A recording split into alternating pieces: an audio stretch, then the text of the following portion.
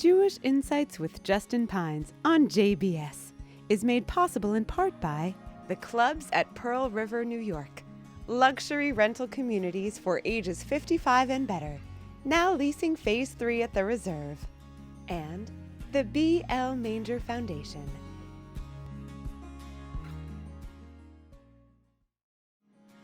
The following edition of Jewish Insights with Justin Pines on JBS is brought to you in part by the Simchat Torah Challenge.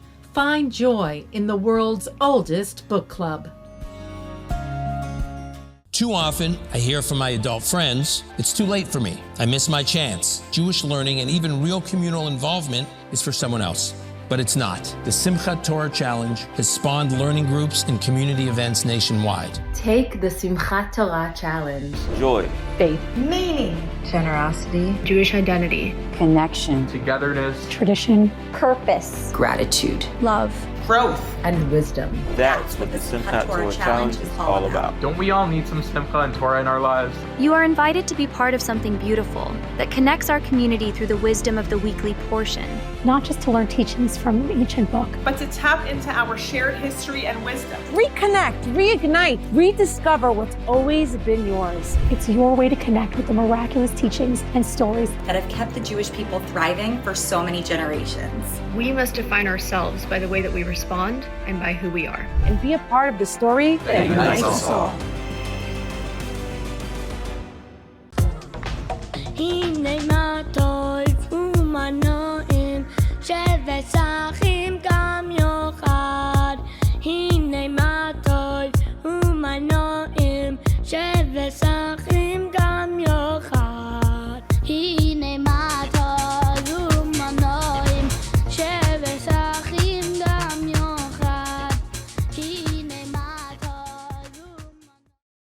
I want to thank, of course, Koren Publishers for bringing this very exciting and meaningful event here at Congregation Ahavath Torah. We're very blessed, we're very honored to be hosting, to be sitting here, of course, with Rabbi Justin Pines of JBS and Dr. Erica Brown in this kickoff Humash launch event for the Rabbi Sacks Humash. And when I think about Rabbi Sacks, and when I think about the Humash, and when I think about Koren, a concept comes to mind that's reflected in a number of different psukim throughout Tanakh. Amarot Hashem, Amarot Tahorot, it says in Tehillim. The sayings, the expressions of Hashem are pure. Ba'alil la'aretz mizukak shivatayim. Like the silver of the land, they are refined sevenfold. The words of the Torah, the revealed word of God, are precise. Every letter, every crown of the Torah is specifically designed by Hashem, presented to us for us to understand. And that sense of refinement, you feel when you open this Humash. You feel it for a few different reasons. You sense that refinement in the translation, in Rabbi Sacks' appreciation for the nuances of language in both biblical Hebrew and English. And you see it in the refinement of the commentary. The commentary which invites the reader, the student, to think for themselves, to think about big ideas, instead of just spoon-feeding them little Wortlach. It's a refined pedagogical approach. And it's all found on a page with a typeset and a formatting that is refined. Koren Sfarim have been known for years for the very, very beautiful fonts, for the very particularly chosen paper, and it beautifies and enhances. It gives one an elegant experience in opening up a sefer, in studying Humash. Thank you all, everyone, so much for participating. It's my honor now to introduce Matthew Miller, publisher of Koren.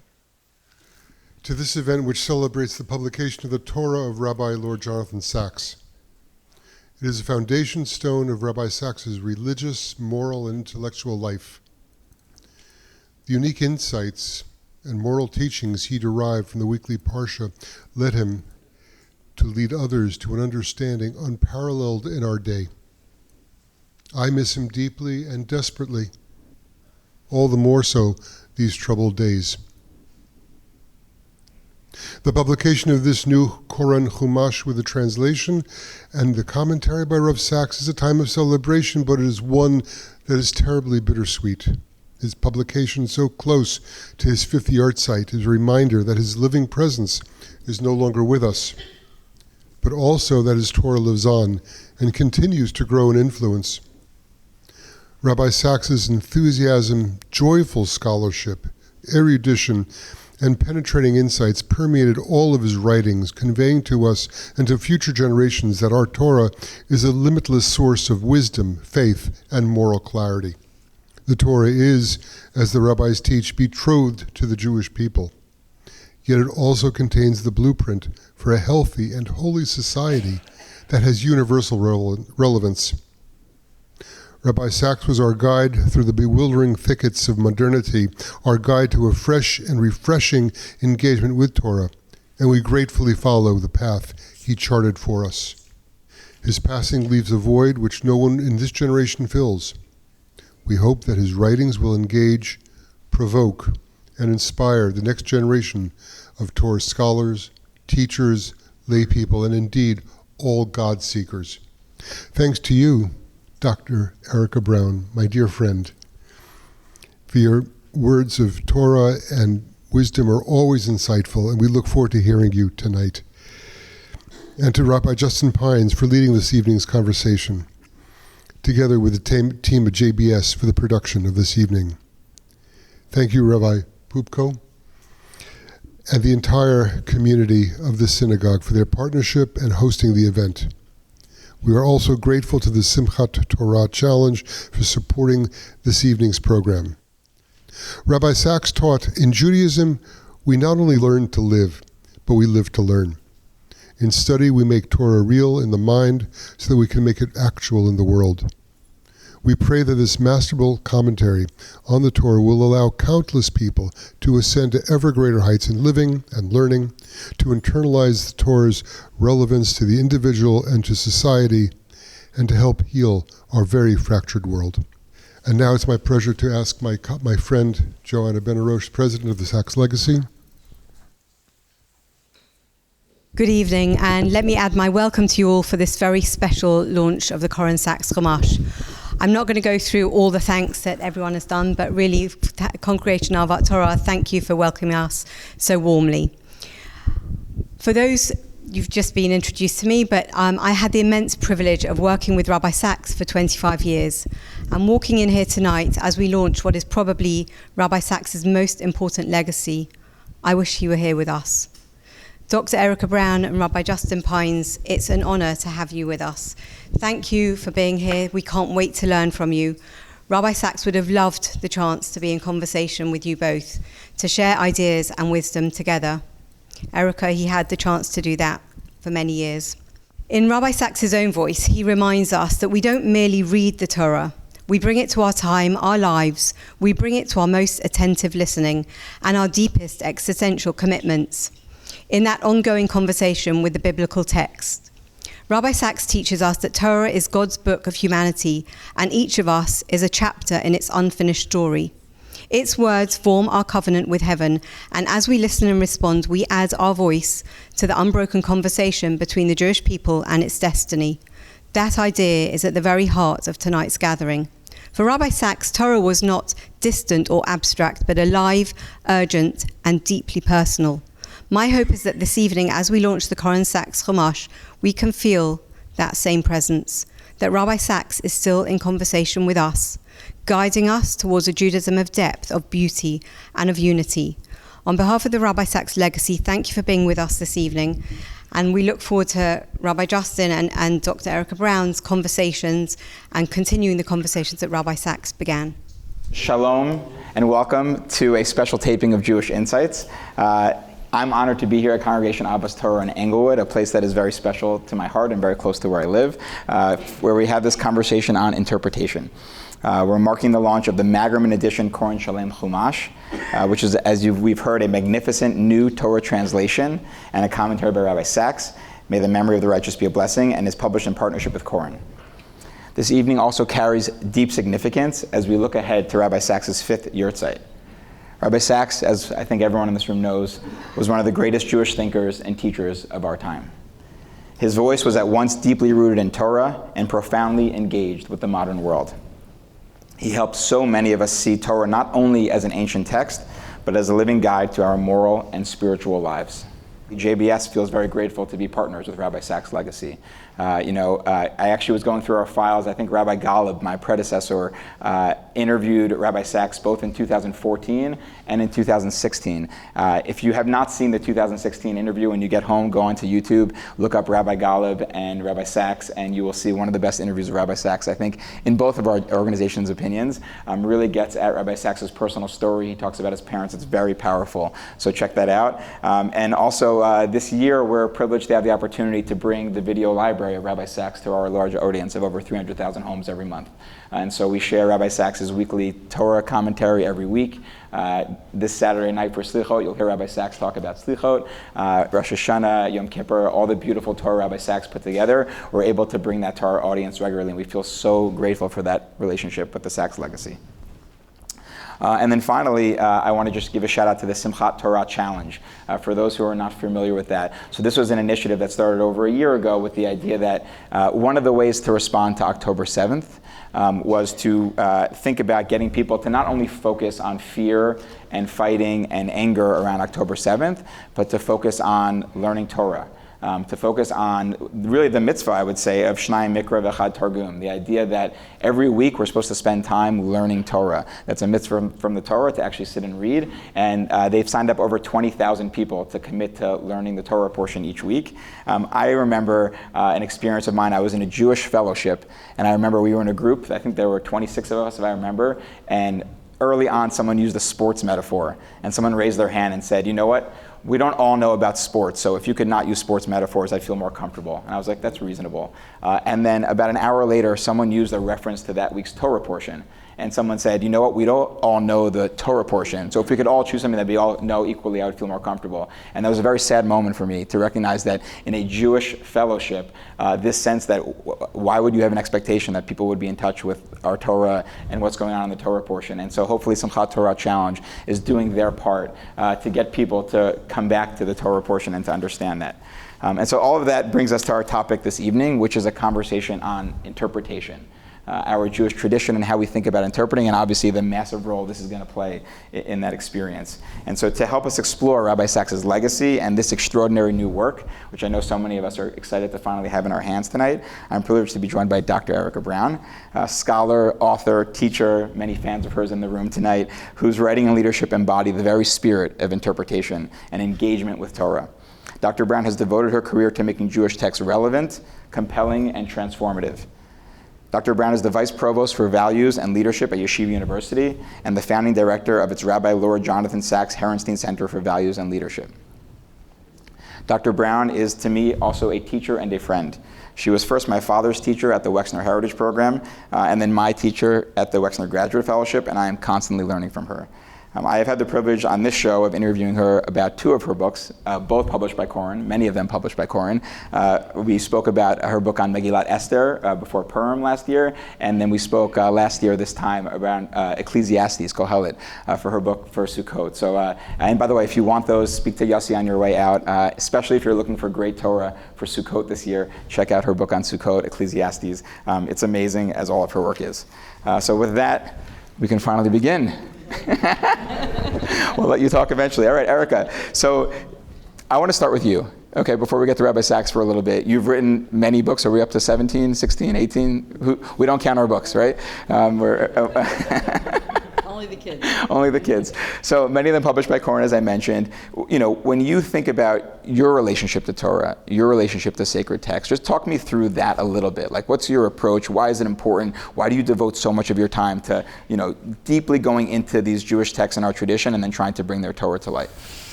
Okay, that's a big question. It's a career question. This is my 38th year of teaching, so I think a great deal about it. And it's wonderful to talk about it in a room full of friends and family and people who are very, very dear to me. I think all human beings are interpretive beings. And the power of interpretation is the way we make meaning. So we go through an event in life, and it's not enough to go through the event, then we have to overthink the event, right? And we have to think about what this means to our family, to ourselves. People do this when they have a simcha, when there's something wonderful to celebrate. And they also do it when they experience tragedies. How do I make meaning and sense out of this? How do I tell the story of my life? And how do I help other people understand that story? And I think Jews have been master storytellers. Almost every holiday, we have some mandate to talk about the holiday. And every time we talk about it and we give words over to the next generation, v'yigadat levincha, we tell the next person, then we're giving them, in many ways, the permission to add their layer of story and interpretation to the events at hand. That's what we do every Pesach, right? That's the nature of the Seder, is to say, this is a story, tell me how this story relates to you. In fact, I think Mordechai did something very clever when he said to Esther, trying to convince her to take a role in leadership. He basically said to her, the Jewish people will be saved. Revach v'atzalah ya'amod le'Yehudim makom acher. Do you want to be part of this story? I'm asking you, do you want to be an actor on this world stage? And I think a lot about that in terms of close reading, what we do when we read something closely. There are lawyers who read documents closely. There are historians who read documents closely, and there are Torah teachers who read things closely. Slow, putting lots of speed bumps in, taking all the words seriously. So one of my children, I'm not going to name which child, came home at 15, was reading Julius Caesar, and said, "You know, Ima, the problem with Shakespeare, he did not know how to write." So we had to have a little conversation about slow reading and interpretation and taking words seriously. And when you think about the Torah, what every parshan, every interpreter of the Torah did is took the words seriously, said these words are the center of our lives. And we're going to revisit them every year. And we're going to celebrate them in lots of different ways. And in order to do that, we've got to slow down. We've got to read this carefully. We have to notice the alliteration, the repetition, the letters that are slightly bigger, the story that gets repeated. And when you slow down, you look at something, and you look at something with deep, deep love. We have a pasuk in Mishlei in Proverbs. I've just actually finished and submitted. Thank you, Matthew Miller.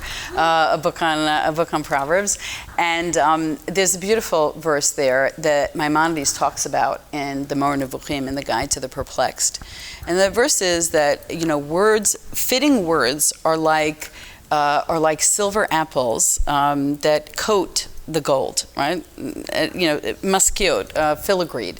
So imagine you have a beautiful gold apple. It is covered in let's say, a Yemenite tapestry of silver, and the outside is beautiful, and the inside is beautiful. The inside is more valuable than the outside, but if you can only look at the outside, you'll get something magnificent. And Maimonides talks about that as a metaphor for what a parable does, right? And it's an outside covering, it's an outside story, and if you peer really, really closely at this object, you're going to see the gold that's inside it. That's the job. But in the Zohar, there's a passage in the Zohar called "The Old Man and the Ravishing Maiden." Fantastic title. And he says, no, it's not the way the Torah works, is that the reader does a lot of work. It's that the Torah flirts with you. The Torah is like a maiden who opens up her shutters and winks at you and then closes them. Who notices? It's only the person who pays really careful attention, who's looking at the alliteration and looking at the letters and looking at their placement, who sees the love, who says the Torah is beckoning and saying, come, study with me, learn me, spend time with me. And I love that because it's suggesting this meld, that the reader is working and that the Torah is working. And together, they create something really majestic that gets passed down for thousands of years. This book has lasted for thousands of years. It's extraordinary. Amazing. So I want to pull out a couple things I heard you say and then go deeper on some of them. So I heard you talk about this idea of what it means to come back to the text. And I think that's, and I also heard you talk about this idea of what it means to slow down and appreciate the text. And I want to name on the first one, I mentioned this theme in the opening, this idea that what does it mean generation after generation and year after year, right? We come back to the Purim story and what does it speak to this year? And I feel like, especially since October 7th, everyone's like, oh my God, Pesach, I needed to hear that this year. Purim, I needed Hanukkah, this is exactly what we needed to hear. It almost feels like it's just there. It's like, you don't need to go anywhere, just go in there and the Torah is there for you that week. And then I think the other thing you're pointing out is, in some ways so against the grain, right? We're in a time where artificial intelligence is automatic cliff notes for everything, right? It's like, I'll just get a PDF of this book, put it into artificial intelligence, give me the highlights of the Torah, and I'll know Torah. And I hear you saying, no, we have to hold on to something totally different, which is, what does it mean? It's not the same. You can't read Hamlet, as I was discussing actually with Simon this morning. You can't put in Hamlet and then get Hamlet. You have to actually read Hamlet. And the same thing with Torah, the importance of sitting with it. I want to ask you a question on that front, and then we'll turn a little bit to Rabbi Sacks. You've written, and you are writing, these different books on different books of Tanakh. From where you're sitting, when you think about the kind of like, I guess let's call it the apple inside the gold, or however language you used before, of each of these books, do you feel like there is an overarching kind of way the Torah speaks to you, or do you feel like they're like, different children or different parents or whatever you want to call them, that like each of these books really kind of bring a whole different universe to you? Yeah, I think they do, because they have many of them different authors and different intentions. They're set in different settings. I think, again, I'll go back to the term, the seriousness of the text, and we'll talk about that in relation to Rabbi Sacks shortly, because Rabbi Sacks was someone who helped people slow down and read something that they had not seen before. And all of a sudden, they start somewhere, a particular verse, and then all of a sudden, Rousseau appears, right? And Bernard Williams appears. And then a sociological study appears. And then another competing text or an enlightening text appears from the same book. So there's a sense that there's a conversation around text. And I think that books talk to each other. So a famous PhD that spawned lots of dissertations about Esther in relation to Yosef, right? Esther and Joseph occupy very similar sort of roles. They both have two names. They both wear different clothing at different times. They're both sort of negotiating different worlds. And so if you're a scholar, you're going to look at all the courtier texts and you're going to go, oh, how does Joseph, in conversation with Esther, in conversation with Daniel, in conversation with Moses, because he also was in a foreign royal household. And how did these texts align with each other, and how are they different? Just because we're so close to Rosh Hashanah and the days of awe, if you think about the theme of barren women and how that travels in texts, and it's really saying to you, compare me, contrast me, speak to me, be in conversation with me. And that's, I think, the beauty of a book like this. And the Talmud is also studied in certain ways similarly. I always think with the Talmud, you're sort of taking a lot of things and so that you can understand the essence of a passage. In the Bible, it's almost the opposite. It's the pyramid gets larger and larger at the bottom. But I love rabbinic Bibles, and I think it was really part of the genius of Judaism is that you have a text in the middle, and then you have a whole conversation. Here's the first century translation in the Onkelos. Here's the 16th century Italian. Here's a 12th century French scholar. And they're all talking to each other, right? When you're studying, they're all talking to each other. And the text, and the fact that we're still talking about these texts, it's amazing. It's just amazing. Beautiful. So first of all, my mother's Esther and I'm Yosef, so you gave me homework to do. I got to look into that. I knew you were close with your family. Exactly. And I'm privileged to have them here tonight as well. So picking up on what you just said, you had the unique experience as an interpreter of Torah to spend significant time with, one of the greatest interpreters of Torah of our time, Rabbi Sacks. Just tell us a little bit about, what was your relationship to Rabbi Sacks? I'll just open it. We'll start with that, and then I'll ask follow-up questions. Yeah. So some of you have heard me say this. I married an Englishman for the accent and so many other things, and he was in medical school. So medical school is free in England, so that seemed to be a good destination. And we lived in Hendon, and we lived on Victoria Road. In fact, Terry and I visited my old flat last year. We took students on a Footsteps of Rabbi Sacks tour, which I'll talk about a little bit because it was very meaningful for me. And I did not drive. And I was terrified of even walking across the street in London. And the Jews College, which is the way that it was known at the time, which is a college of University of London, unfortunately named, Jews College was right around the corner on Albert, right? Albert and Victoria. So I didn't drive. My husband was in medical school, and I just spent a lot of time in Jews College. And the principal of Jews College at the time was Jonathan Sacks. And so I was able to study with him, and I also taught in his synagogue. I watched him in many, many different contexts. It was the time where Lord Emanuel Jacobowitz was chief rabbi of London, of the United Synagogues, and he and his wife were very, very kind to my husband and myself. And I developed a relationship and really was interested in a very different kind of Jewish community, very, very old, very noble, but also a community that was losing a lot of young people to Israel. And I began teaching in adult education at Jews College.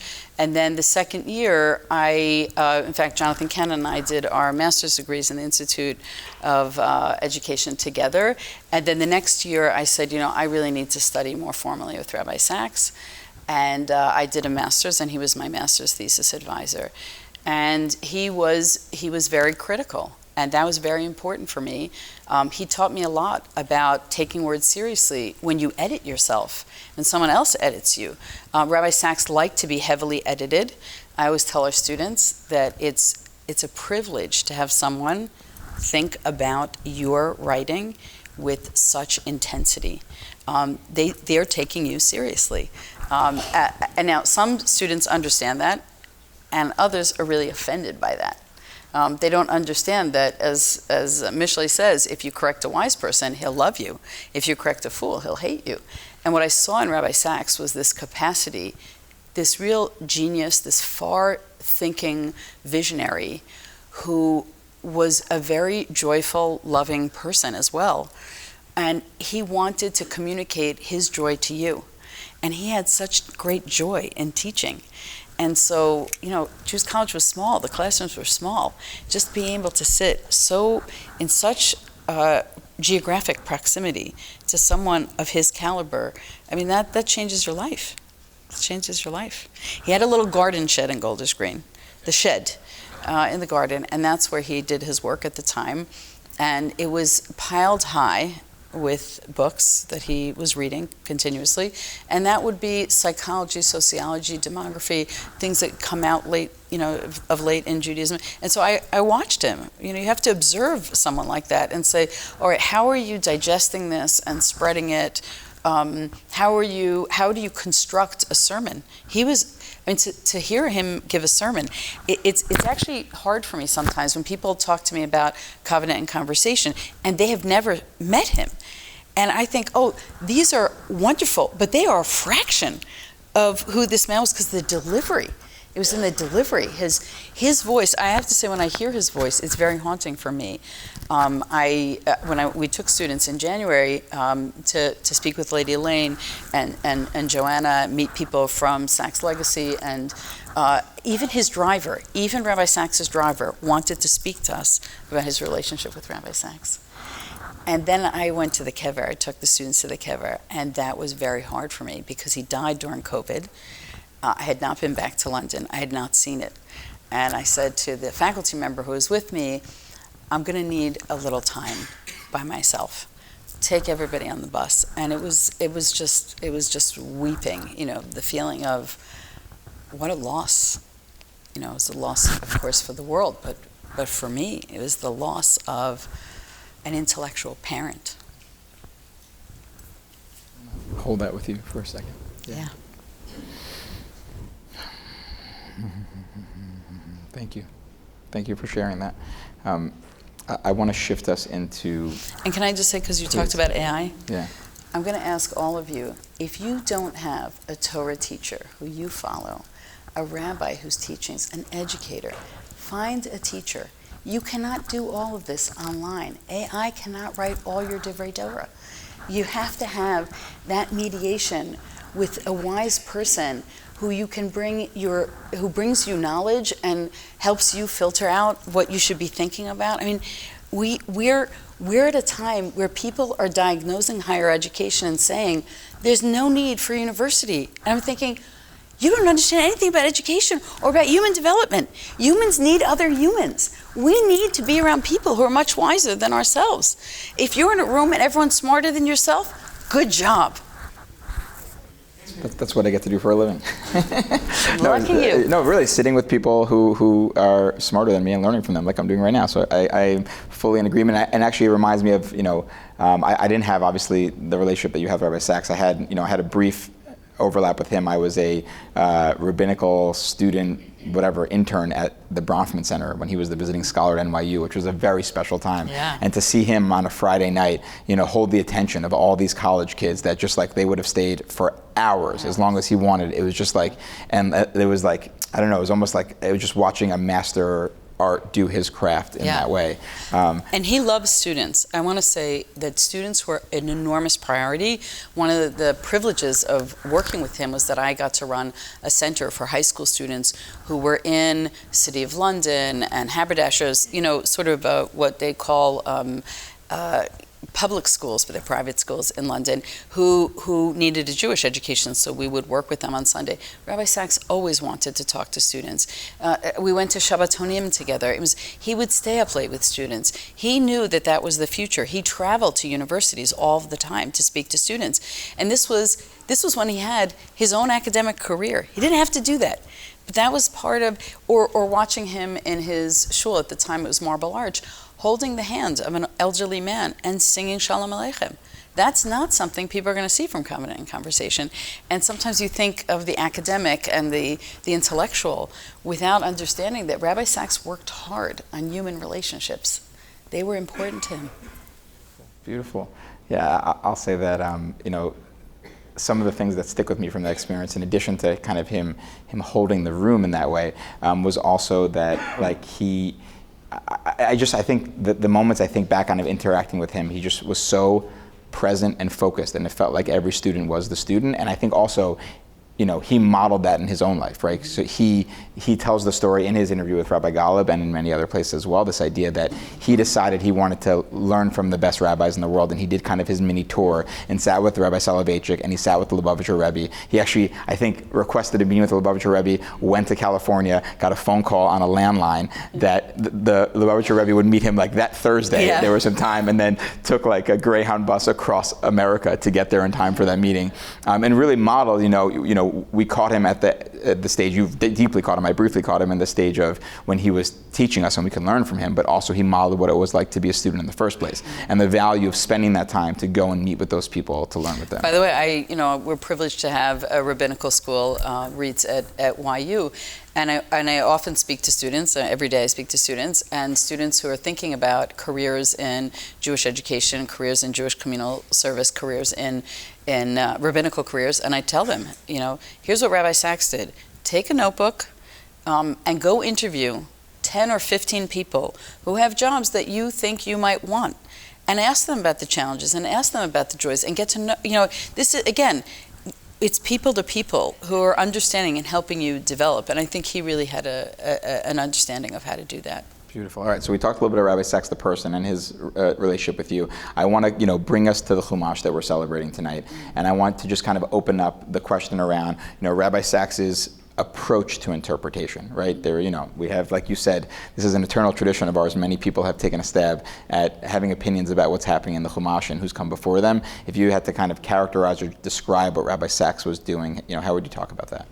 Yeah, well, first of all, I want to say Stendhal said, a book is an event in my life. And I think this is an event in the life of the Jewish people. I think this book is an event. I hope all of you will own a copy. I hope all of you will buy copies for your children and grandchildren, and let them see that there's something very majestic and very important that's taking place in between these pages. I have an argument with my children all the time. Emma, why do you buy bar mitzvah? Why do you buy them books? They don't want books. And I'm like, one day they're going to want books. One day. And our gift in the Masorah is to help people understand one day what this means. And Rabbi Sacks was such a master darshan that someone who's in high school can read this and understand it. And that is not true of everything available in synagogues today. So I want to make a shameless plug for this as a vehicle of understanding. If you were able to get through all of this in a year by reading just the Parsha, how much more you would know 1 year from today. So I think of him as a mediator and a translator of an ancient text into a modern idiom. That act of translation, I'm not talking about translating the Hebrew, which he has done, but translating in such a way that he's taking a concept, slowing you down and saying, here's why this is important. So stop here a little while, let's pause, and let's talk about this. When you're reading it in an essay form, you're actually separate from the text. When you're reading, part of the beauty of commentary is there's the centrality of the text, and then there's this conversation in the text. And at some point you say, oh, I really love that point, and it made me think of this, this, and this, and then you are included in the conversation of the text. I actually believe that we should have much more white space in books so that you can feel like, oh, let me jump in here. This is a space that has invited me in. It's all about the white fire. The white fire. Around the black fire. Black fire and the white fire. The black fire and the white fire. I love that. If there were people, I'll press you a little bit further there. Like, are there schools of commentary that you feel like he's more similar to, or less or individuals? What do you think? Well, I'm gonna throw out a thesis. I've never said this in public, but I've thought about this a great deal. I am a Rav Hirsch reader. That's the Humash that I have used up to now. And I think that Rabbi Sacks in our generation was Rav Shimshon Raphael Hirsch's in his generation. I think that what Rav Hirsch did, besides really showing the dignity of culture and integration in the broader world, and wanting that as an educational goal and objective for his readers. If you know Rav Hirsch and the 19 letters, Rav Hirsch was really trying to, and then you compare it to Rabbi Sacks's, right, letters to the next generation. These were people who understood the role of a letter in saying, I'm going to speak to you personally, the way that a letter speaks to you. And I think in his commentary, he does very similar, not as much, let's say, word analysis as Rav Hirsch did, but very, very similar in orientation, and also in the homiletic aspect of saying, this is relevant to your wife, to your husband, to your children. Because he was a pulpit rabbi, and he understood that one of his jobs was to help families, like to strengthen the Jewish family, which is extremely important to Rabbi Sacks, to strengthen the covenantal bonds in society, to think broadly about the way we could fix a fractured world. And I think he brought that all into his commentary. And I think Rav Hirsch did a very similar thing. And I think Rabbi Sacks is following in the diaspora. Remember, this is in the diaspora, right? Rav Hirsch was in German and Rav Sacks in English. Beautiful. And I want to ask you a little bit around, you mentioned kind of each books that you've studied of the Tanakh has like their own author, that kind of thing. Rabbi Sacks himself, of course, had a massive library of books that he wrote, 20-something. Joanna, how many? 40. 40, sorry, I'm not even close. And 40 books, wow. I have catching up to do. If you could, and I think a lot of what's interesting about Rabbi Sacks is like, the way it appeals to such a broad audience, and then there's this piece of his approach to Torah itself. And if you kind of had to characterize the canon and where his interpretation of Torah fits into his canon versus the rest of his work, do you have opinions about that? I don't know. I have to think about that a little bit more. Would you be okay if I read something and then explained it? Is that good? We're okay? Yeah, let's go. Okay. All right. So I just wanted to take a sample so that when we all open this, we think a particular way about it. So I'm opening to Shemot. That was part of Shemot. Exodus was part of what Rabbi Sacks actually wrote. I cannot actually believe the masterwork that this is, Matthew, of how someone put this together. It's true that Rabbi Sacks had so much writing, but to be able to do this, to cut and paste, and in such a seamless way, it's really a craft. I can only think that Rabbi Sacks would have been so delighted to see this himself. Give us a page number for those So who have. I'm on page 383, and I'm very struck by, this is a comment that Rabbi Sacks makes on V'tomer achoto el bat Paro. He's trying to understand bat Paro, the daughter of Paro, who later is identified as Batya. And bat Paro is a really interesting character because she is so subversive. Her father says, throw every male child into the sea, and she goes out and rescues one. Did you think you were going to bring him home and no one was going to notice, right? He's a crying baby. So here's what Rabbi Sacks says. Pharaoh afflicts the children of Israel, but it's another member of his own family who saves the decisive vestige of hope. Pharaoh's daughter is one of the most unexpected heroes of the Hebrew Bible. Without her, Moshe might not have lived. The whole story of the Exodus would have been different. Yet she's not an Israelite. She has nothing to gain and everything to lose by her courage. Yet she seems to have no doubt, experienced no misgivings, makes no hesitation. And then he describes what it means to save a baby, disobeying the royal command. It would be serious enough for any ordinary Egyptian, doubly so for a member of the royal family. And she's not alone when that event happens. Her maids are with her, her slave girl is standing beside her. She must face the risk that one of them, in a fit of pique, or even mere gossip, will tell someone about it. Rumors flourish in royal courts, yet she does not shift her ground. She does not tell one of her servants to take the baby and hide it with the family far away. She has the courage of her compassion. She does not flinch. Now, that is beautifully written. And if I'm sitting in synagogue and between aliyot, instead of a little lush on the side, I actually open this and say, I'm only reading 2 paragraphs, but now I've created a world. All of a sudden, when I think about this text and I think about the daughter of Pharaoh, I'm going to stop and say, actually, I've never called her a courageous person. I never realized that what she did actually changed the course of Jewish history. And she took lots of risks to do that. Do I have that kind of courage?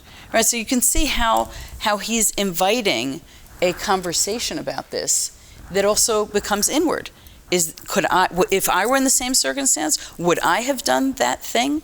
So that's what I mean by pausing. And I think a lot of us in shul, one of the reasons I use the Hertz Humash, the Hirsch Humash, is that I don't like a lot of text. I find it, lots of italics, lots of different fonts, lots of comparisons, because I can't get a single idea, really like a single idea that I can wrap myself around that makes me say, I could say this at the Shabbos table. So bless you. I think what he's doing is very unique as a parshan in a synagogue liturgical context, right? A lot of times you get, Rashi says this. Rashi is very, very hard to learn well and hard to repeat. It's very elliptical. And Rabbi Sacks gives you a little bit more, like there's some more words in that sentence that help you sort of jump in from a literary perspective. Beautiful. So let's take that one step further, because you've described it in detail as it experiences. If you had to zoom out, and I know this is an impossible question, but you're Erica, so hopefully you can answer it. What do you think Rabbi Sacks' overarching goal is? Like, what's he trying to do? What's the project? Okay.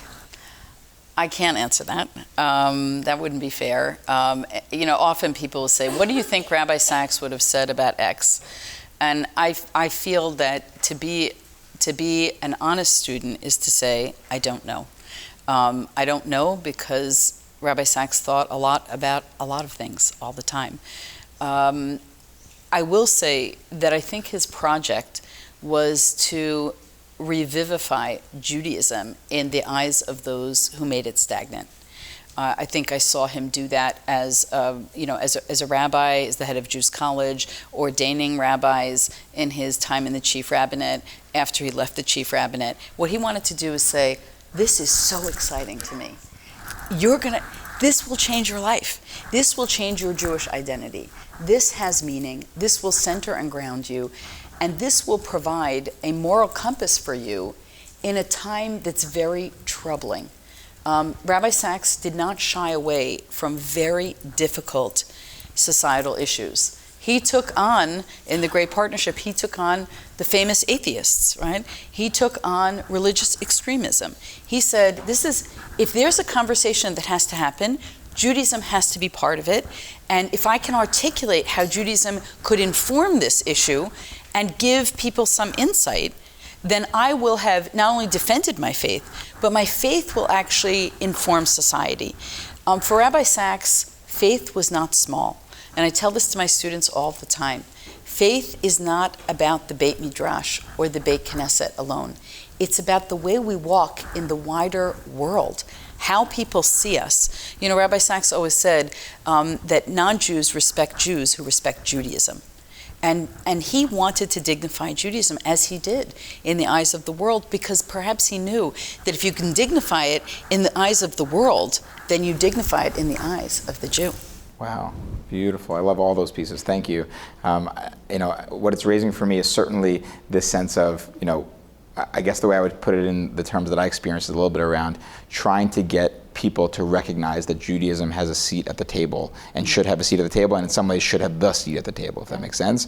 We lived, I think, very much, one could argue that certainly in recent times, religion feels like this thing that is like outdated and has nothing to say and is very backwards, and why should we look at it? And the energy you get from Rabbi Sacks is the sense of like, no. Like if you have a question in front of you, you're the treasure. There's answers in here. You're Look so to lucky. Them. Exactly. And I think that trying to bring people into that. And the second piece I think that you're alluding to here is a little bit around, not only does it give you a way to think about the world, but it gives you a way to think about being in the world, right? That's what I hear you saying, and that is on a micro level and a macro level, right? Like, how do you carry yourself? I have, one of my memories. I have, these are weird memories. It's what I remember. I remember when I was like on the NYU staff, like we were preparing dinner for Rabbi Sacks, and I think the request was that the food should be vegan, and there were a couple other things, whatever it was, and I remember being like, what is this? Like some kind of rock star that has opinions about their food? I was a young idiot, obviously. And then, of course, now I've come to realize that, just first of all, practically speaking,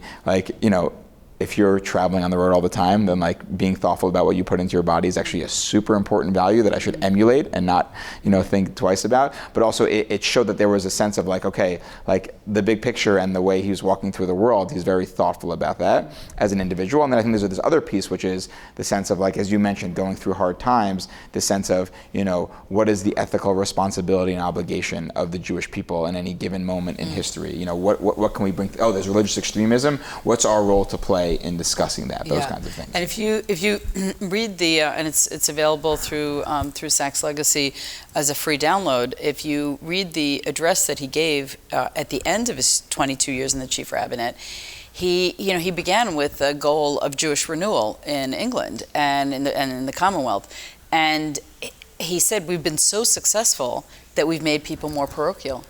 And now they don't see the world, right? Before I wanted to get them to see Judaism, and now they've become very narrow and limited. And honestly, I have our students read it at YU and discuss it, because I'm actually very, very deeply and profoundly concerned. It's day 704 of an unbearable, impossible war. And I don't see enough rabbinic leadership.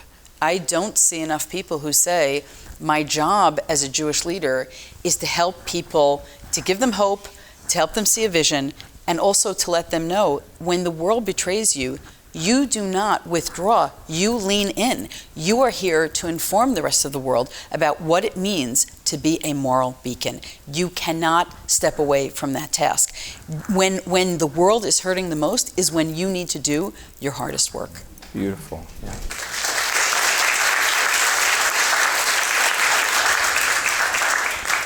So I want to ask you a question a little bit on that topic, and I alluded to it when I talked about the Simchat Torah challenge before, this idea of, living in a time of fear. I think one of the questions I remember asking Rabbi Sacks was, I think at the time I asked him, a lot of Jewish organizations lean into fear and anxiety to raise funds. That's kind of been a, Yes.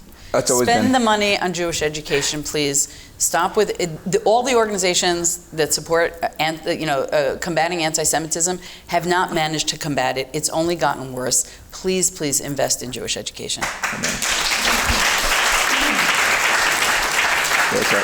Then I guess I know where we're going with my question. But I think he did mention to me. So I asked him the question.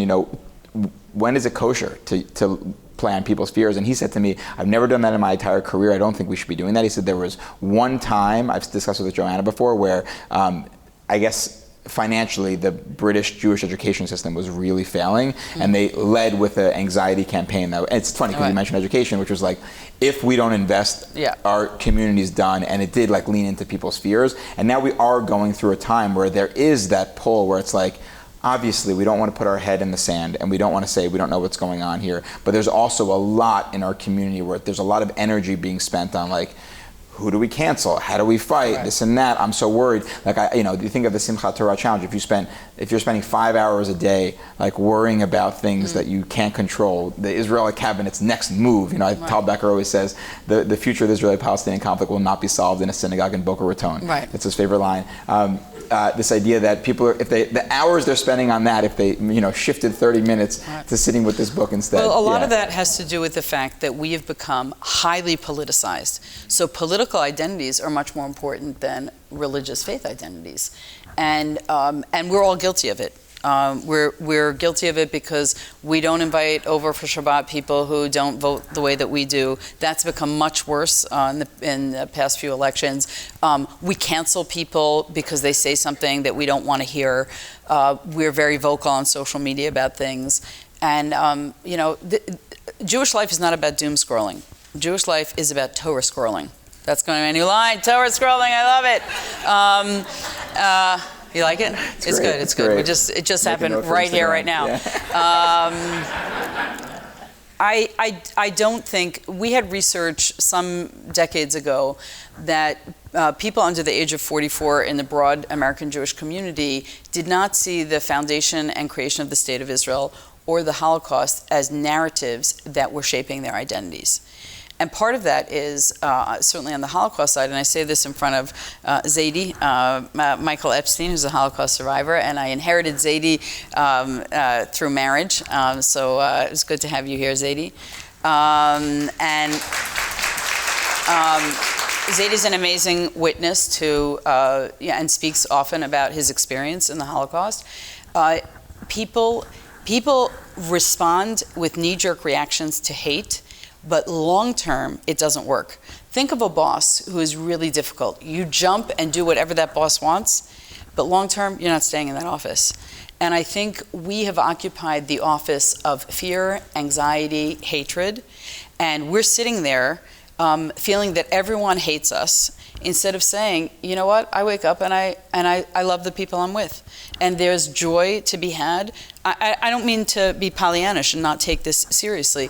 There are certainly people who are experts in the field of Middle East analysis. There are people who are experts in the field of anti-Semitism and genocide scholars. But that's not me. And I actually wonder if we could tally up the time we're spending on hate and instead spend it on love and knowledge and personal growth, what kind of community will emerge after the war is over? Beautiful. I love that, yeah. And I want to pull out a small piece that you said there, which I think is really important. It was part of all of it, but the sense that in some ways the Jewish community has become much more about political identity and less about Jewish identity. And it's a chicken-egg thing, which is whether we chose this or whether we were backed into this corner. Yeah. But in some ways I feel like we've lost the steering wheel in some ways, because now we're so focused on our political identity and that representing us. That's become the new religion. Yeah. I think people talk about Orthodox and Reform Jews not getting along. That's long gone. Now it's Republican and Democratic Jews not getting along. And the sense of, well, can we come together? And it's obviously not the first time in history that politics have divided the Jewish people, but can we zoom out for a second and say, actually, what's our broad mission, and how are we, because of political circumstances today, being forced into corners that turn us against ourselves? Yeah. David Brooks is a friend of mine, and I once had an interview with him, and he said, if you woke up a Jew in the middle of the night, he or she could tell you everything about politics and almost nothing about Judaism. They said, what does that mean? What does that mean about us?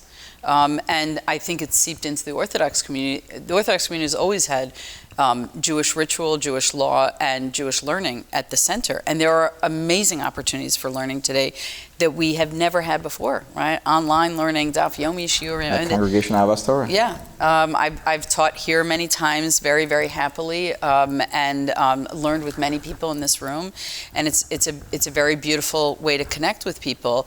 I think we have to look at ourselves in the mirror and say, what am I spending a lot of time and passion on? Like, what I'm passionate about? And politics has become the thing people are passionate about. There's a distinction in the Gemara in the Talmud between Chai Olam and Chai Sha'ah, the things of the moment and the things of eternity. And so I say to myself all the time, Erica, today, are you working on things of eternity or are you working on things of the moment? What's the balance that you need to strike today? Sometimes this hour. Yeah. Beautiful. All right, so this is going to be my last question, and it picks up on the last thing that you said, which is, you said, what is the Torah of Chaya and what is the Torah of Sha'ah of Rabbi Sacks for you right now? What is the eternal wisdom of Rabbi Sacks you carry with you that regardless of the time of your life, and what is the Torah of Rabbi Sacks you're carrying today? Yeah, I mean, I feel very emotional right now at this moment, so I'm going to just try to answer your question.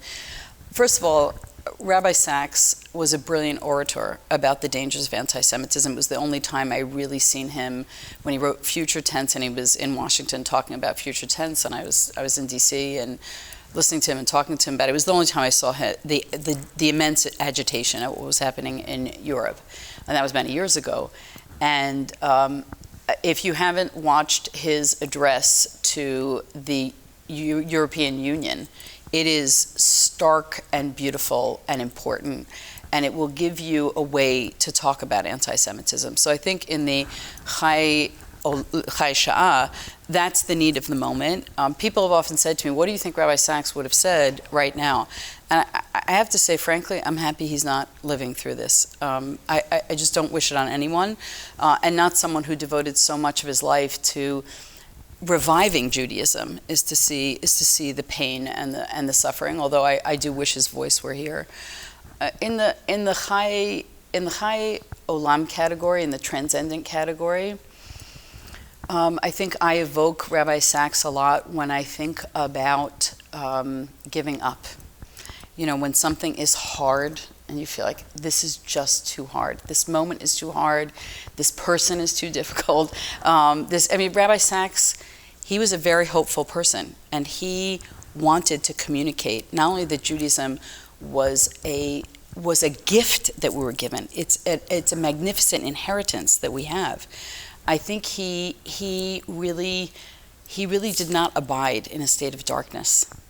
He abided in the light, and so I think that when Emily Dickinson says hope is a thing with feathers, so I think about that when I think about Rabbi Sacks, that he was constantly sort of the wings of light and the wings of courage and the wings of conviction, and saying the goal wasn't to be like him.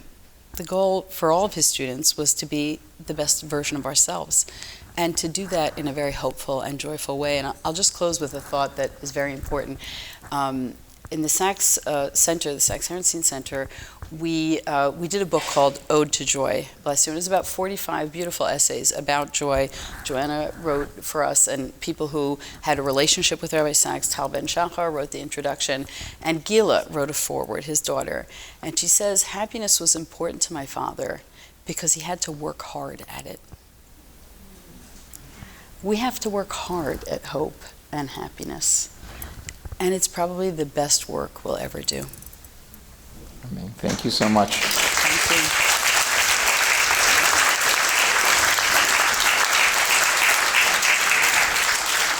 All right, thank you everyone so much for being here this evening. I encourage you to order Erica's books if you don't have them, and definitely get the Sukkot one coming out, and we'll look out for the new one on Mishlei, and check out the Simchat Torah Challenge. Thank you all for being here. Thank you.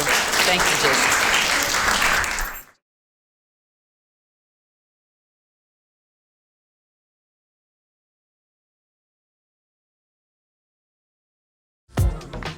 He named my